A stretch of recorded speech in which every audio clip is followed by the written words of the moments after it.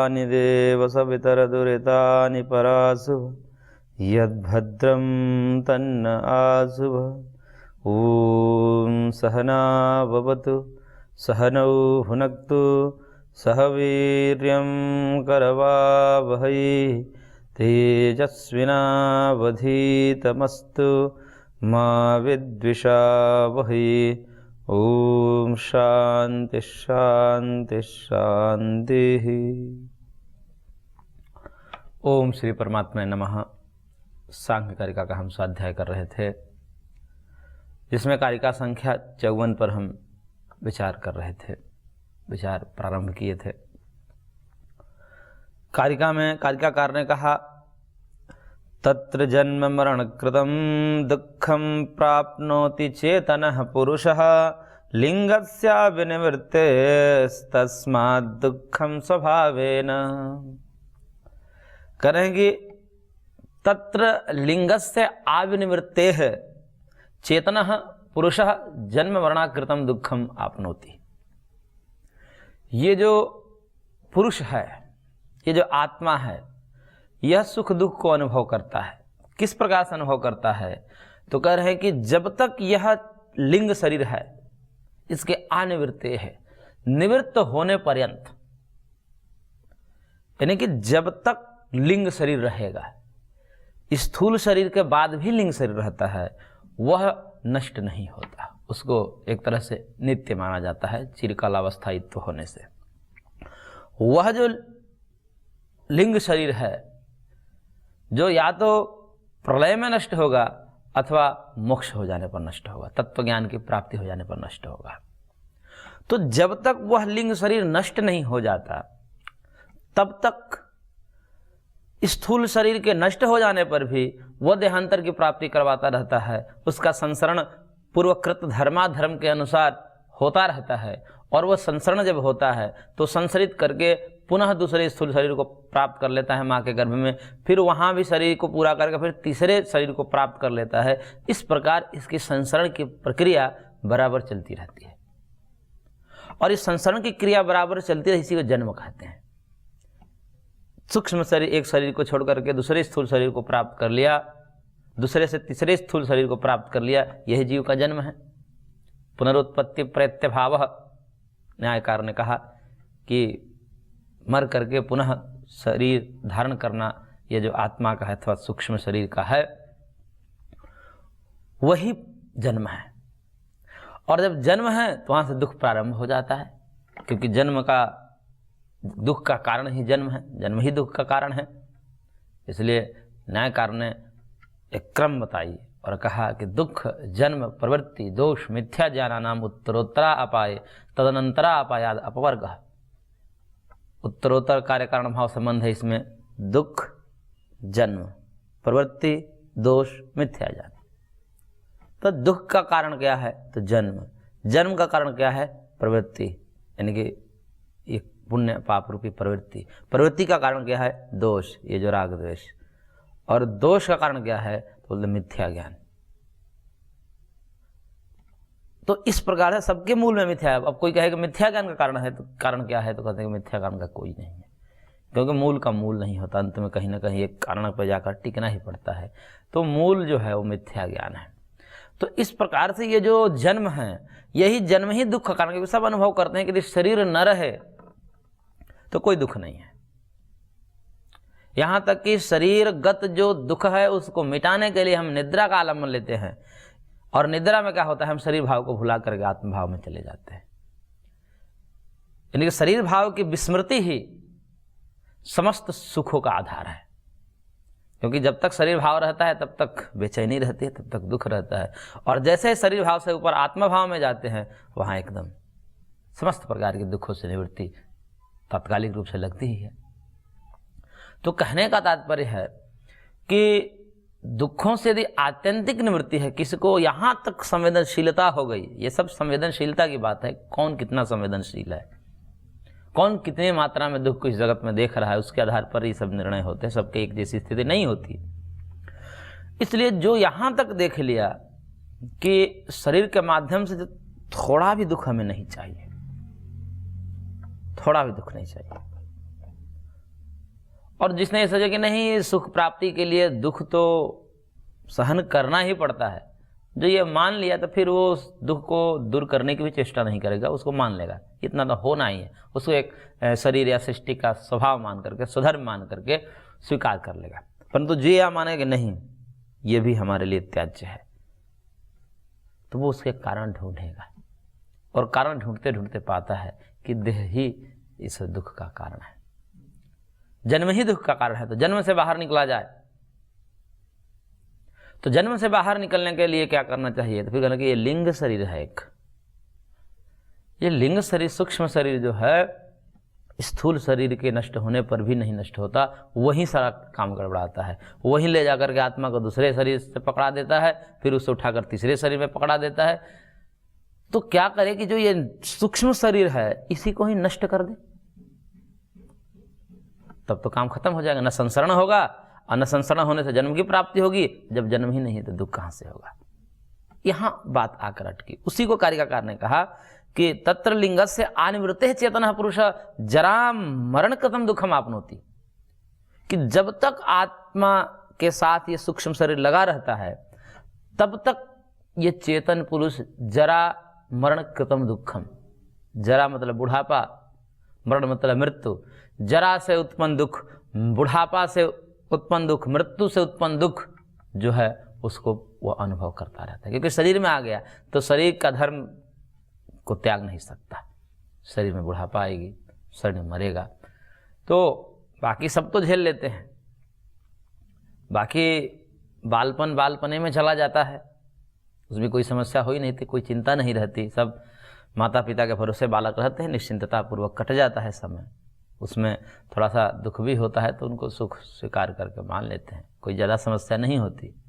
जवानी में थोड़ा सा शरीर में सामर्थ्य है, बल है, तो एक बल का मद कहिए, धन का मद कहिए, जो भी कहिए, उस जवानी में भी व्यक्ति, क्योंकि जवानी भी एक स्वर्ण युग कहलाता है इस मनुष्य के जीवन का, कि स्वर्ण काल होता है जवानी, तो उस यौवन अवस्था को भी वो स्वर्ण काल समझ करके जी लेता है आराम से, कोई समस्या नहीं होती।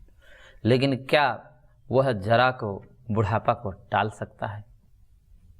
आज तक से कोई हुआ ऐसा व्यक्ति जिसको बुढ़ापा ना आई हो? बुढ़ापा होना है, और जब बुढ़ापा है तब कहते हैं कि सबसे दुख बुढ़ापा। एक वृद्ध थे हमारे गांव में, वो जब उठते थे ऐसे तो उठने में बड़ा उनको बल लगाना पड़ता था, और जवानी में पहलवान थे, दूसरे को पटकने वाले थे, लेकिन जब बुढ़ापा आ गया तो उनको उठने में बड़ा परिश्रम करना पड़ता था, बहुत परिश्रम करके उठते थे, और उठकर कहते थे कि सबसे दुख बुढ़ापा, कि वही अपने शरीर को देखते थे कि ये शरीर जवानी में कैसा था, दूसरे को पटकनी देता था, और आज स्वयं के शरीर नहीं उठ पा रही है। तो वो तो अनुभव तब होती है जब उस स्थिति में व्यक्ति पहुंच पाता है, लेकिन दूसरों को देख करके भी हमें अनुभव कर लेना चाहिए कि भाई ये व्यक्ति दुख झेल रहा है, इसका मतलब कि ये तो आगे पीछे सबको ही झेलना ही है। तो यह जो दुख है, जरा से उत्पन्न दुख, मृत्यु से उत्पन्न दुख, मृत्यु भी तो बड़ा दुख है। सब होते हुए व्यक्ति मरना नहीं चाहता। यहां तक भी देखा गया है कि बूढ़े व्यक्ति भी बूढ़े हो गए हैं, दुख झेल रहे हैं। एक तो होता है कि अत्यधिक दुख झेल रहे हैं, तब कहते हैं कि भगवान मृत्यु दे दे, लेकिन सामान्य दुख झेल रहे हैं लेकिन तो भी मृत्यु नहीं चाहते। कोई कह दे बाबा कब मरोगे, तो जो है वहाँ से फिर वो गाली देना शुरू हो जाता है। तो कहने का तात्पर्य यह है कि ये जो जरा मृत्यु से उत्पन्न दुख है, यह दुख कब तक लगा रहता है? तो जब तक सूक्ष्म शरीर का संसरण रहता है। सूक्ष्म शरीर का संसरण तब होगा जब सूक्ष्म शरीर होगा, क्योंकि सूक्ष्म शरीर है तभी संसरण कर रहा है। तो सूक्ष्म शरीर को संसरण करने के लिए क्या करना पड़ेगा? सूक्ष्म शरीर को नष्ट करना पड़ेगा, हटाना पड़ेगा। जब तक सूक्ष्म शरीर हट नहीं जाता तब तक संसरण उसका रुकेगा नहीं, और जब तक संसरण नहीं रुकेगा तब तक से जन्म नहीं रुकेगा, और जब तक से जन्म नहीं रुकेगा तब तक से दुख नहीं रुकेगा। इसलिए अब बात यहाँ पर आकर के एकदम पॉइंट पर आकर के बात खड़ी है कि दुख का अंततः कारण निर्धारित किया गया तो कह कि लिंग शरीर है, ये सूक्ष्म शरीर है। इसलिए महर्षि कपिल ने भगवान आचार्य सनंदनाचार्य के मत को उद्धृत करते हुए उन्होंने कहा कि लिंग शरीर निमित्तक इति सनंदनाचार्य। सनक, सनंदन, सनातन और सनत कुमार, ये जो 4 महर्षि हुए हैं, उनमें से सनंदनाचार्य के मत को उद्धृत करते हुए बड़े सांख्य के महर्षि रहे हैं सनंदनाचार्य। उन्होंने कहा कि लिंग शरीर ही दुख का कारण है। लिंग शरीर निमित्तक इति सनंदनाचार्य। वह लिंग शरीर को ही निमित्त मानते हैं इस दुख के प्रति भी, और इसकी निवृत्ति में दुख की निवृत्ति मानते हैं।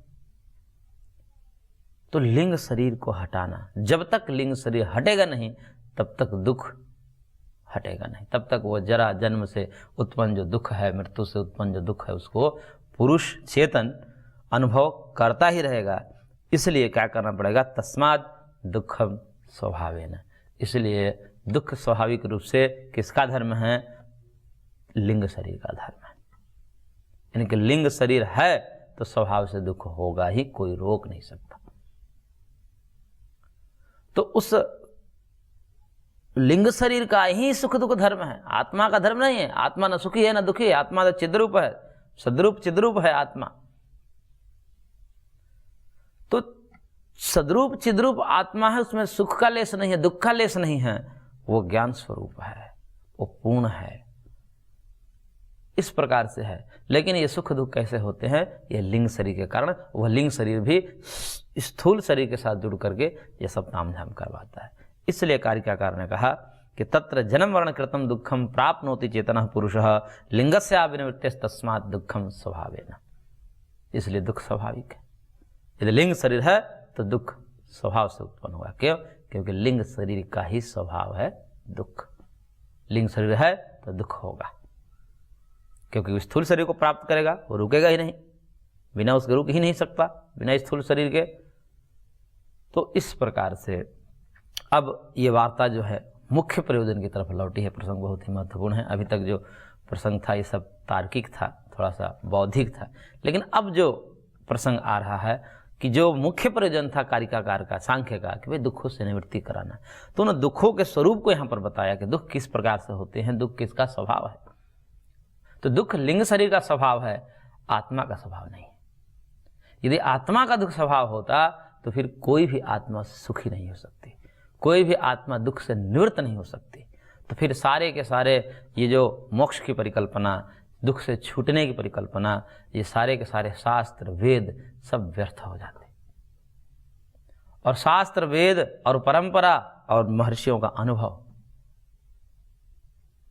लाखों करोड़ों साल के करोड़ों अरबों महर्षियों के जो अनुभव हैं, एक महर्षि नहीं हुए हैं कि हम कह सकते हैं कि एक आध से भूल हो सकती है, जिन्होंने अपना इस पथ पर, इस श्रेय मार्ग पर, इस अध्यात्म पथ पर, भगवान के पथ पर अपना जीवन खपाया है और सबका अनुभव रहा है। तो एक व्यक्ति से गलती हो सकती है, 2 से हो सकती है, 3 से हो सकती है। क्या सब पागल ही हैं? कैसे पगलाए हुए हैं, इस मार्ग पर चल रहे हैं, कुछ प्राप्त ही नहीं होता, ऐसे ही लगे हुए हैं? ऐसा हो नहीं सकता, पागल नहीं है। इतने बौद्धिक महर्षि जब उनके सिद्धांत जब प्रतिपादन करते हैं हम लोग, तो हमारे छक्के छूट जाते हैं उनको समझने और समझाने में। ऐसे बौद्धिक महर्षियों को कोई ऐसा कह दे बात, तो ये अत्यंत निंदनीय है, उसकी ओछी मानसिकता का ही परिणाम है। ऐसा नहीं कहना चाहिए कि आप एक बार पढ़िए तो देखिए, उनकी मेधा शक्ति को तो देखिए। आप यदि मेधा को ही मानते हैं और चीज़ों को नहीं मानते, तो आकर मेधा शक्ति को तो देख लीजिए। वो कितना तर्क लगाते हैं, कितना दिमाग है उनका, कहाँ सोचते। वो यहाँ तक सोच लेते हैं, हम वहाँ हमारे दिमाग काम नहीं करता वहाँ तक। तो इसलिए बौद्धिक भी है। चरित्रवान का तो कहना ही नहीं, आचरण का तो उनका कहना ही नहीं। ऐसे शुद्ध आचरण है, तपमय जीवन है, संयममय जीवन है, इंद्रियों पर नियंत्रण है। तो ये सब चीज़ें देख करके लगता है कि भाई ये व्यक्ति जो कहेगा वो ऐसा नहीं कह सकता। भूतों पर दया है, कोई स्वार्थ नहीं है, स्वार्थ रहित होकर के जग में उपदेश कर रहा है शास्त्रों का। अब चलो उस शास्त्र के पढ़ाने वाले से अर्थ अर्जित करने लगे, अपने स्वार्थ की सिद्धि करने लगे, वो अलग बात है। लेकिन महर्षि ने जब ये बनाया, उस समय उनकी कौन स्वार्थ की सिद्धि हुई? और एक परंपरा चली जो कि निस्वार्थ पूर्वक ही ग्रंथ का अध्ययन कराती है और करती है, और परंपरा भी यही है, वो निस्वार्थ पूर्वक करती है, उसमें कोई स्वार्थ नहीं है उनका। इसलिए ऐसे निस्वार्थ व्यक्ति को, जिनमें कोई स्वार्थ नहीं है, कोई ईर्ष्या नहीं है, कोई द्वेष नहीं है, सब भूतों के प्रति समान दृष्टि है जिनकी, ऐसे महर्षियों के कथन, उनके अनुभव को नकारा नहीं जा सकता। यदि नकारते हैं तो हम बहुत बड़ी भूल करते हैं। तो यहाँ जो दुख की निवृत्ति की बात कही और अंत में दुख के स्वरूप को समझाते हुए कहा कि दुख किसका स्वभाव है, किसका धर्म है, तो दुख जो है वह लिंग शरीर का धर्म है। इसमें थोड़ा सा समझने योग्य बातें हैं। एक दुख होता है और एक दुख की अनुभूति होती है। दुख अलग है और दुख की अनुभूति अलग है। सुख अलग है, सुख की अनुभूति अलग है। सुख दुख तो ये सब अंतःकरण के माध्यम से लिंग शरीर के हम धर्म कह सकते हैं, लेकिन अनुभूति है वो आत्मा का धर्म है, वो अनुभव है, वो ज्ञान है, वो वेदना है, वह तो आत्मा का धर्म है, क्योंकि आत्मा ही ज्ञान स्वरूप है। बाकी ये सब तो जड़ प्रकृति के परिणाम हैं, चाहे वो बुद्धि हो, चाहे अहंकार हो, चाहे इंद्रियां हो, चाहे पंचतन्मात्र हो, चाहे पंचभूत हो, ये सब जड़ प्रकृति के परिणाम हैं। इसलिए जड़ से जड़ ही उत्पन्न हो सकता है, वो चेतन नहीं हो सकता। तो चेतना जो धर्म है, ज्ञान जो धर्म है, वह आत्मा का धर्म माना जाता है। इसलिए सुख दुख को धर्म मान सकते हैं हम बुद्धि के माध्यम से लिंग शरीर का, और उसकी अनुभूति जो होती है वह आत्मा को होती है। तो इस प्रकार से दुख के स्वभाव को यहाँ पर निश्चय किया कारिकाकार ने, और फिर आगे पुरुषार्थ की प्रवृत्ति किस प्रकार से होती है उसका वर्णन करते हुए कारिकाकार अगले कारिका में कह रहे हैं, कारिका संख्या 56, इत्येष प्रकृतिकृतौ महदादि विशेष भूत पर्यन्तः प्रतिपुरुष विमोक्षार्थम स्वार्थैव परार्थारंभः। करेंगे इत्येष प्रकृतिकृतौ महदादि विशेष भूत पर्यन्तम प्रकृति पुरुष विमोक्षार्थम स्वार्थ इव परार्थ आरंभ। करेंगे पूरा का पूरा जो तामझाम है लिंग शरीर के रूप में, क्योंकि लिंग शरीर किसने बनाया, लिंग शरीर किसकी कृति है, लिंग शरीर किसका परिणाम है, तो जब देखते हैं तो प्रकृति का है, माया का है, त्रिगुण का है, सत्वरजतम का है। तो वो जो त्रिगुण है, माया है, प्रकृति है, प्रधान है, अव्यक्त है, उन्हीं के नाम है सब ये। तो वो जो विस्तार है वो कहाँ से है, महद आदि भूत पर्यंत। महत से लेकर के प्रथम परिणाम महत है और सबसे अंतिम परिणाम जो है वो पंचभूत है। तो महदादि विशेष भूत पर्यंत, जो उसको विशेष कहा जाता है, विशेष और अविशेष, विशेषा विशेष लिंग मात्रा लिंगानि गुण प्रमाणी। तो जो विशेष, उस भूतों को विशेष कहते हैं, क्योंकि हमने प्रारंभ में कहा था कि सुख दुख से जो विशेषित है उसको विशेष कहते हैं। तो पंचभूत जो है सीधा सीधा उनसे सुख दुख होता है, सुख दुख से युक्त है, सुख दुख रूपी धर्म से विशिष्ट हैं, जो उसको विशेष कहा जाता है। तो वो जो सुख स्थूल भूत हैं, पंचभूत, पृथ्वी, जल, तेज, वायु, आकाश, यहां तक उस मूल प्रकृति का ही परिणाम है। और मूल प्रकृति का परिणाम होने से अब ये जो प्रकृति के माध्यम से सूक्ष्म शरीर और स्थूल शरीर के माध्यम से मानव प्रकृति ही जुड़ी हुई है आत्मा के साथ,